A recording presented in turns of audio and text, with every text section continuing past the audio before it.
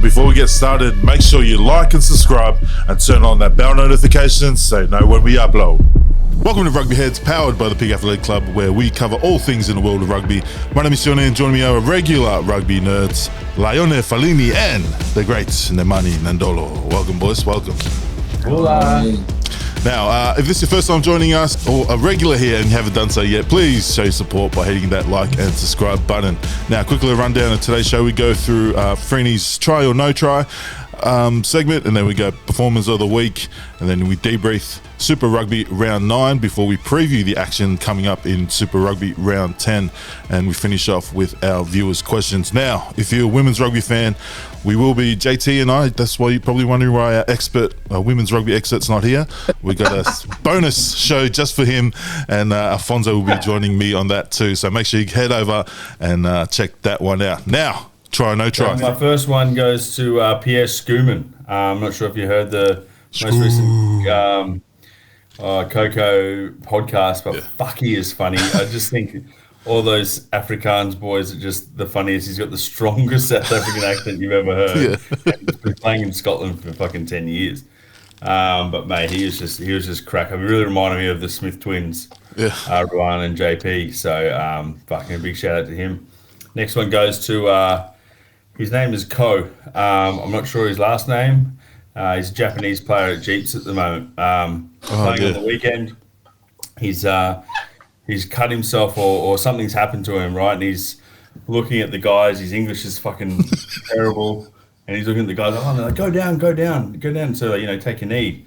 So someone will come grab you, and he's just fucking just dropped straight to the ground. I just sent you the video, so we'll put the video up here. It's quite funny.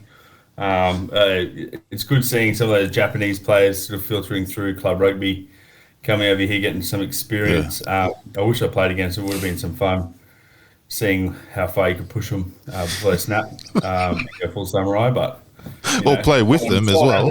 Someone out there do it, please, for me. Find out their threshold. And that's it. Oh, nice. No tries? All positive? Yeah, got no tries. Yeah. First one's me. Doubting the Waratahs on the weekend, but like Campese said, I did it for only motivation. I was just doing a bit of reverse psychology. I got you, mate, and you won. So how good's that though? That's a fucking good gutsy win for the boys at home. Huge against the Chiefs. Fonz doesn't respond to any of our messages. That's why he's not on the show tonight, because he messaged me just before saying he's still having a tonguey about it. So poor Fonz. Next one, whoever snitched on Tarua's Insta close friends. Bit of controversy with this fella. I'm not even sure his name is. Bit of J Rugby crosscode chat. All the boys hate him now. So enjoy playing second grade for the rest of the year. And maybe be grateful next time, pal. That's enough of my Buzz Rothfieldness. Yeah, nice. Thanks, mate. Nems, you got any try, no tries? Yeah, so my try is rugby is back on here in Melbourne, due our Shield. It's good to get rugby back going. Again, my first time as a coach. So it was exciting at the start, but it was a long day. We'll put it that. Rugby was a winner at the end of the day. So as long as rugby's a lot, working and alive in Melbourne, it's a good thing. No try probably was you guys. Whoa. My team went down to probably the team that's probably going to win it this year, right? It's Footscray. So they've been training since October last year. They're a really good team. I've got to give it to them.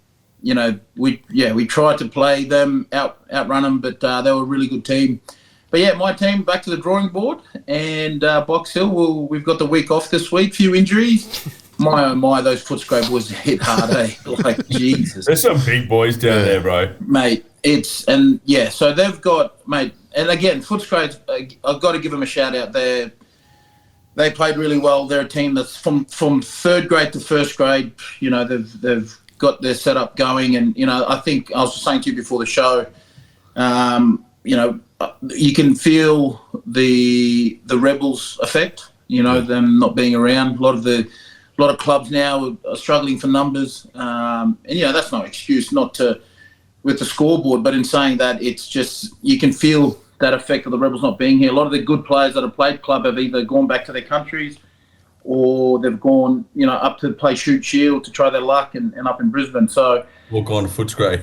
Yeah, so Footscray and teams like that, and they still had injury. It wasn't their full team. So fair play to them. They're the benchmark of the competition. They play Endeavour Hills, which is, if anyone knows, it's like another big Islander team. So glad I'll be watching that game. But yeah, for my boys, we go again. So rugby. Just like your shirt, mate. Determination, vision, and courage. That's it. But on the weekend, the other one on the weekend. Yeah. No, that's good. My trial was, it's you, mate. Putting yourself out there to coach. I know some of your players probably would have been, starstruck having a famous rugby coach, but it's good for guys like you, once you've done with rugby, heading over and helping out the communities. And also, try was to your opposition.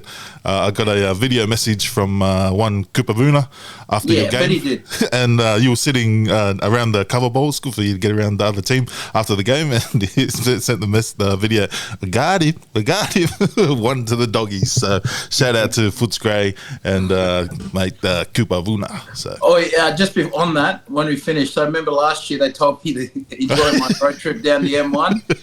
So after this game, I made sure that I had enough cover to go down. So for all those asking, I enjoyed my trip back down the M1. I was happy days. So thanks, boys. Good chat. And then just adding on two negatives, or negative, but two notes on it, was the refereeing.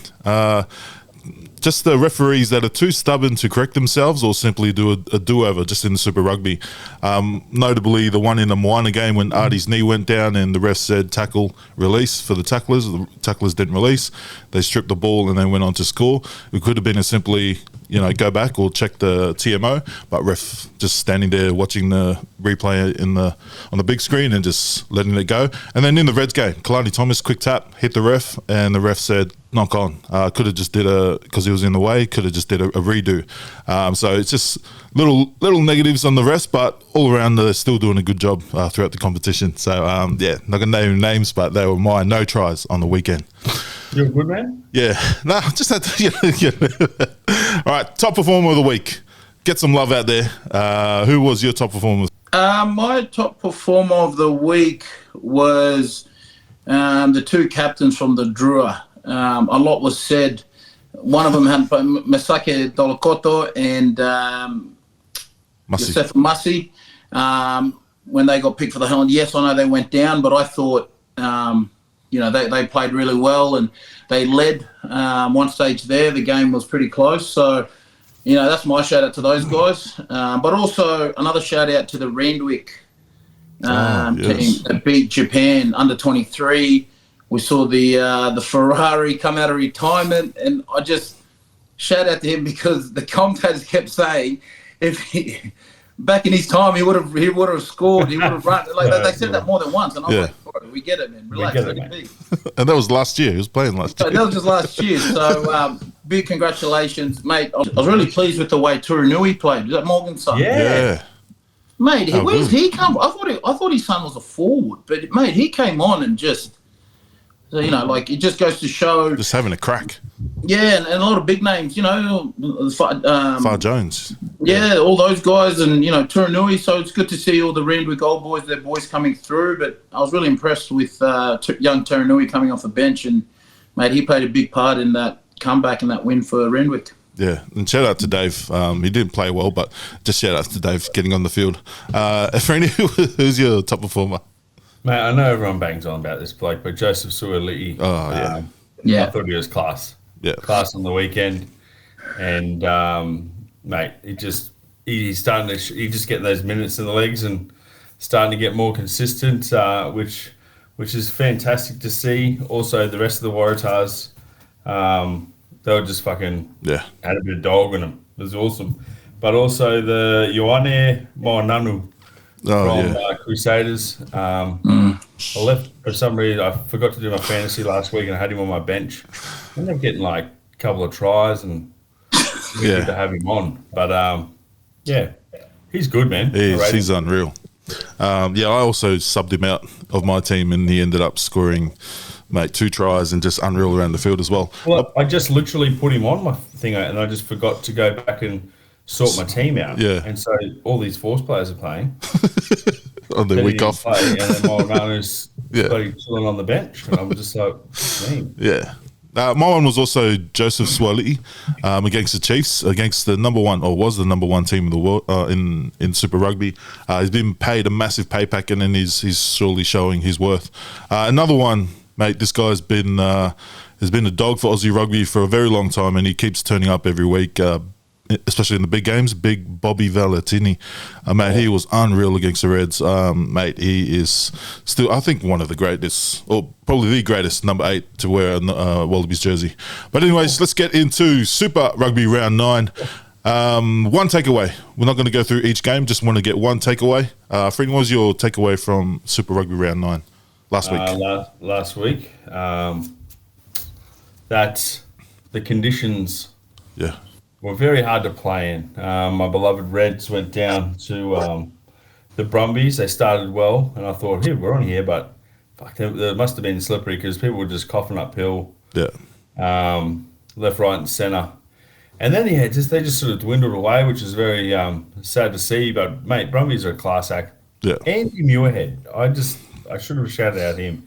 He's knocking on the door. He's knocking on the door for this Lions tour, I reckon. Like, he's been unreal, man. He's just getting better and better.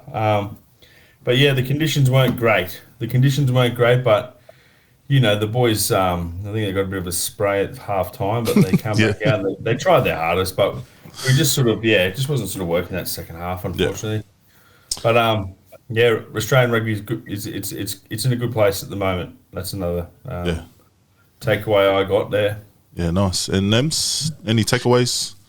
Yeah, I just think my big, although I haven't been on the show the last few weeks, but I know you've probably spoken about it, the Aussie teams. I just think if there's a chance for them to win the Super Rugby, any of them, it's this year. I just think we've seen it, they struggle a little bit when they go to New Zealand, but if any one of those teams get a home semi, mate, we've seen it with...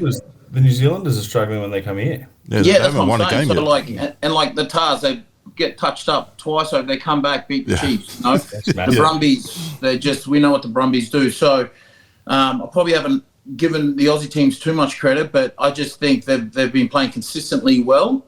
And I just think if it's now this year's the time for them to win it, what a way to do it with the Lions. And I guess too, with the Lions around the corner, a lot of those guys are playing for spots. It's probably the first time I've seen, them sort of step up. Some of those players step up because now they're starting to realise that the Lions it's only a 12-year thing. So I've been really impressed with the Aussie teams, and I just think if they get a home semi, man, any one of them could get a home final. So, Reds. You mentioned the Reds game. My takeaway was the Reds kicking exit strategy on the weekend. I was crying about it in the group chat, but it was just frustrating to watch, and them not sort of changing it after the second time. So I'm sure they would have rectified it this week and played a bit more smarter in wet weather football. Just exit. Don't try and just get the ball and go down and then give away a penalty for just bridging over. I think I'm trying to kick it, mate. Just like a cake of soap. It was just like glancing off the foot, and it wasn't. No, they didn't even get to the kick. They were just getting one stand off the ruck and then go down, and then they got people just bridging. It happened about 3 times when they could have just off the first phase just kicked the ball. And the people have been talking about it with the Reds, them not going for goals. For the 3 points. Like, I get it, but that in finals footy. I'm sure they've coached well by Les, but they're going to have to start bringing that into play now that we're sort of at the back end of the season, because that changes dynamics. If you're used to not going for kicks, for 3 points, it changes the dynamics of your game. So it'd be interesting to see moving forward. Do they start introducing that? Yeah. Or do they just still play? Do do they still play the way they're playing? And I just think, with finals footy, every point's on offer is crucial. 100%. Yeah, it happened again in that game on the weekend, the Brumbies, where it was I think it was 10-all or something, and then they didn't go for the kick. They went for the line out, they stuffed it up, penalty, and then it went double penalties. So the Brumbies went the other end and ended up scoring a try. So something to look at. I'm sure they will fix it up. Okay, now.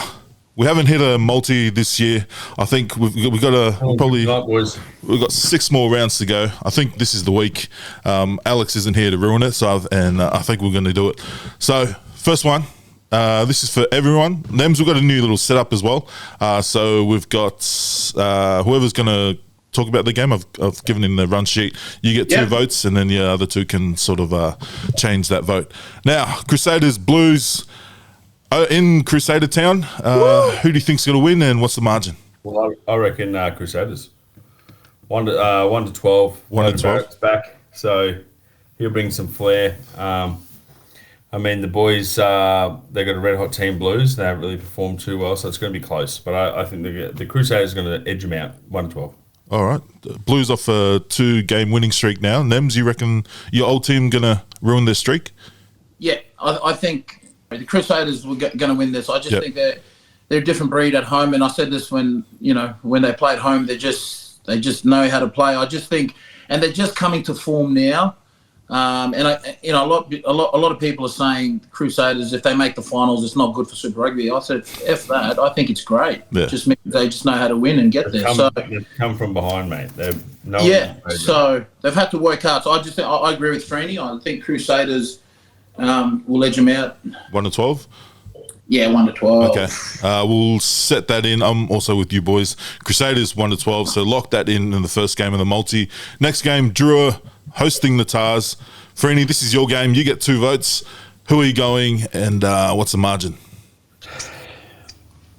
Well, it's over there, right? Yeah. Drua, my 3rd favourite team, are due for a win. But I think the Tars, after last weekend, and just looking at their team sheet, I think they've got it, man. Yeah. I think 1 to 12. Tars, Look, I just think they're on a bit of a roll here, and I think I think it's going to be a cracker of a game because Drew do not want to lose at home again. I'm going Tars 1 to 12. Yeah, I'm going with you as well. Tars, and even Dobbins looked well. He looked good against the Chiefs last week. We know what he can do in club rugby, and it looks like he's pushing that into Super. Now, Nems, we've already gone Tars. Who are you going to go for? Look, I know you're going to go Tars. Hear me out. I just think Drew are desperate. They're desperate. Like if you've been over there, you can see how desperate they are for a win, and I think they're due for it. They love playing the Tars. Word in there's from the game against when they played in Sydney. Talking about it for a long time. There's a few players in there that they want to really go for. So I just think it's going to be a very, very entertaining game. Expect that, lads. Yeah. No, Frank Lamani's out for the season, but you're bringing in Kuravoli. Dolokoto starts at hooker. Like I said earlier, he played really well and he deserves to be there. I just think that spark of energy, Tevita Ikanavere's probably just been tired, a lot's been put on his shoulders to sort of lead, and so he gets a week off. And Mosi Tingiri, he's come off the bench. Every time he's come off the bench, he's done really well. But, like you said, no Angus Bell for me. And also Taniela Tupou. He might, I guess, there's probably rotation there for him. But in saying that, I just think Drua are going to do something out of this world again this weekend, and it's going to be a good game, very good game against obviously my old team. But I just think this is going to be a very, very close one, and maybe the heat will get the better of the Tars. Yeah, we've already outvoted Nems, but I want to be sure. Make sure you bet responsibly, because I got a feeling after what Nem said, I've got a feeling that Drua might sneak this one in and surprise the Tars. But we're going to lock in the Tars 1 to 12. Now, Moana, Nems, this is your game. You get 2 votes. Moana hosting the Brumbies in Pukekohe. Who do you think's going to win, and what's the margin? The bus is back. The bus is back. My only thing is they're playing in Pukekohe. North Harbour feels like where they play, North Harbour feels like more of a club feel, family feel. Yeah. Look, the Brumbies, and I've said this about the Brumbies everywhere they play, conditions don't, it doesn't worry them. We saw that last week. Yeah. They play to the conditions. They know how to play.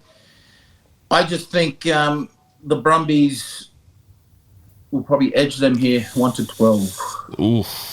Pukekohe was pretty packed last time they played the Chiefs. They almost run down the Chiefs. Freeney, who are you going for? Are you backing Nems with the Brumbies 1-12? I'm never betting against an Australian team ever again. No. But I just think we've got to back our boys, the Brums here, 1-12. Moana Pacifica, my second favourite team. Obviously, I would love to see them win as well, but they've got Pellegrini back, Surveyor. It could happen, but it's going to be a close one. I'm calling Brumbies by 2. A Lonigan 55-metre kick to win it. Kick him too. No Artie's up here either. No, Artie, yeah. Rested, pretty sure. That's a big thing. Yeah. So, I honestly reckon Lonigan. Yeah. I think, bet responsibly, because I would have gone Moana, but you boys are outvoted. So we're going to lock in Brumbies 1-12. Okay, Chiefs and Highlanders. This is Alex, so he's not here, so we all get a vote each. Chiefs, Highlanders, who do we think's going to win, and what's the margin? Nems? Look, the Chiefs, they don't lose twice in a row. We saw that against the Drua. When they lost, they came back and pumped whoever they played the week after. They lost last week. They'll be very disappointed. You could hear it in Mackenzie's voice when he got interviewed after the game. He was really, and those guys, they take pride in losing. They want to really work hard to get. They hate losing, I should say. And I just think against the Highlanders, pretty inconsistent. I'm just going to go Chiefs 13+. Oh, okay, 13+ even. Are you backing Nems or?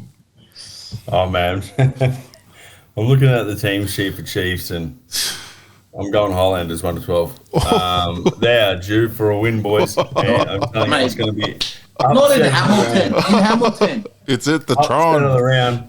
They're going to stick those cowbells up their ass, mate. I tell you what, the Highlanders are coming back this week. Folau Fakatava, he is going to be steering the ship. And I tell you what, Sesefa Kautai, he's a good ball runner. He just needs to learn to fucking go forward in the scrums, mate. He's going to pull it together this weekend. Highlanders 1-12. No, mate, he's playing crazy. I'm with Nems here. We're going to lock in the Chiefs 13+. You obviously don't want us to get a monkey.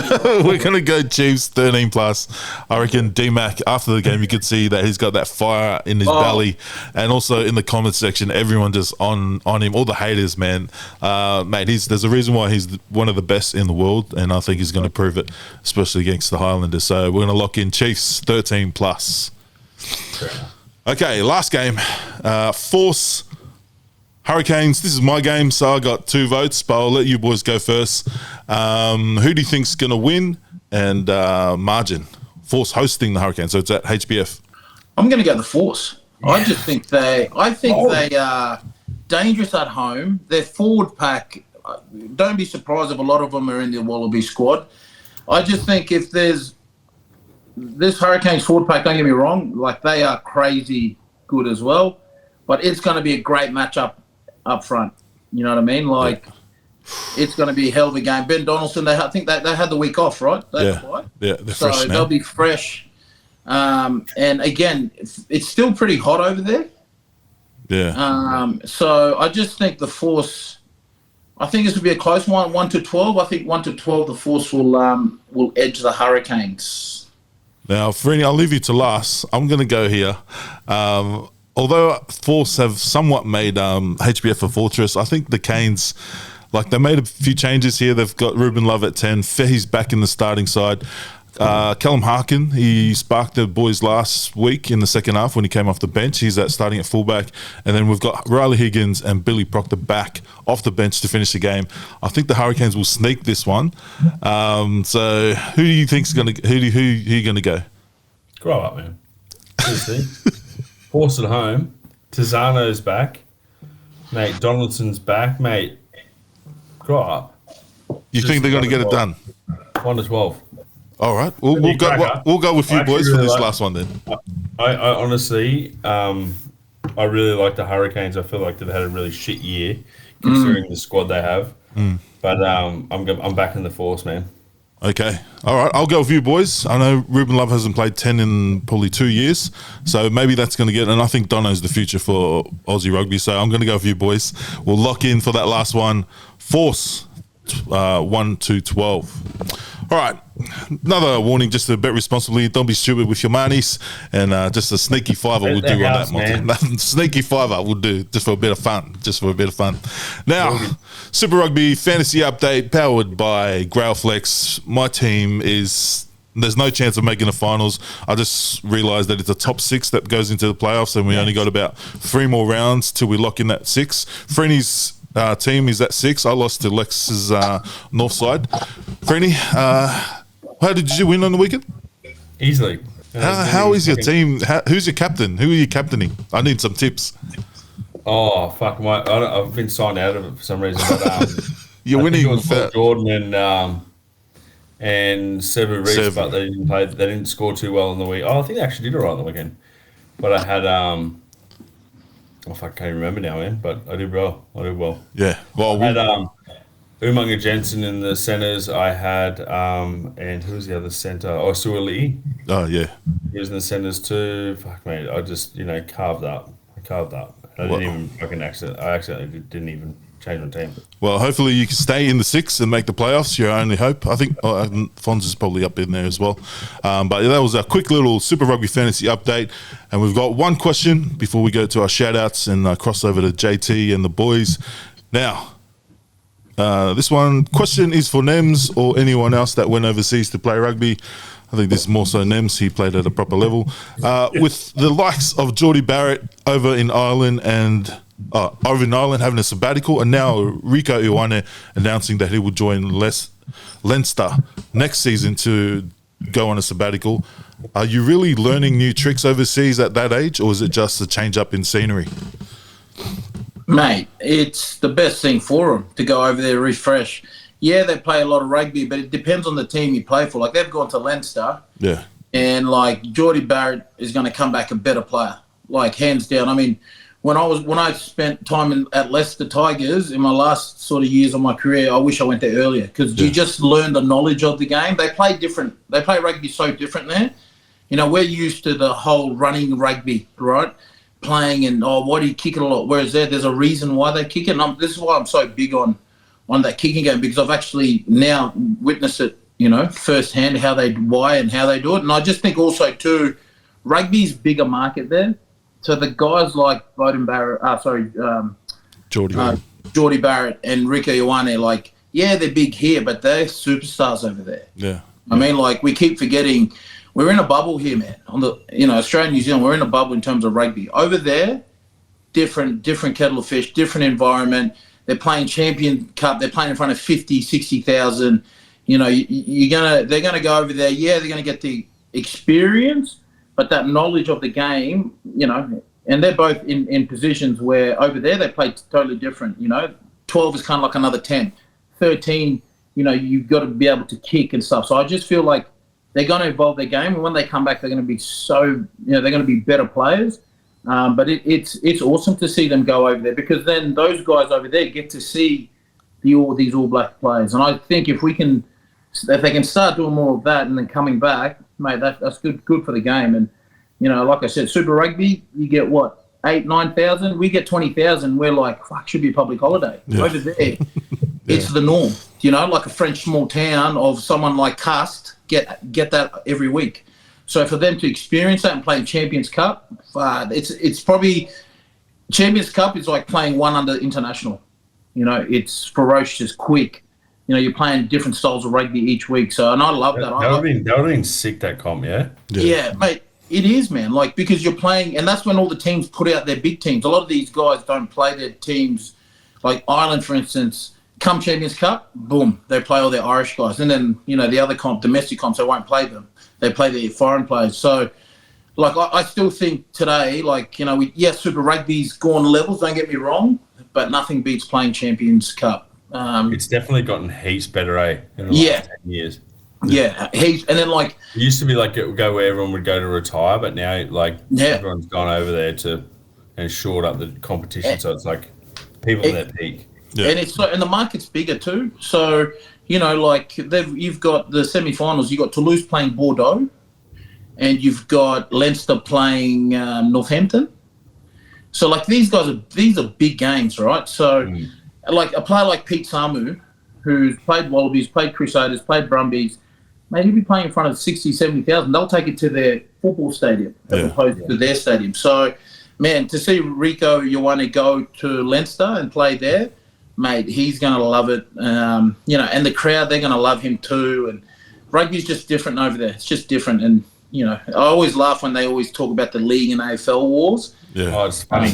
And they try and compare it to Union. It's like, look, you can't compare it here, but go overseas, no one will know who you guys are. Yeah, That's great. It's good. I'm happy for him. I just saw the news and I was like, man. And how good is it for Leinster? Like, obviously at the moment, the Irish guys are like, you know, Leinster is kind of like Irish rugby, so, you know, you won't see him going to Connacht, but you'll see him go to Leinster sort of thing. So they're kind of like the Real Madrid or Barcelona of. Did you see how they're centralising, or the centralised players, the clubs have to pay another 10% or something? Yeah, something like that, yeah. Does anyone understand that? Or does that affect anything? Yeah. Someone leave in the comments the answer to that question. But yeah, good answer, Nems. That saves me and Freeney. Lucky on this show, it saves me and Freeney talking about when he went into play for Boris and Edmonds and how he came back and better player. What did you learn? Actually, what did you learn playing in, what was it? Freeney, what did you learn? Nat 3s? How to fight better. Every weekend, man.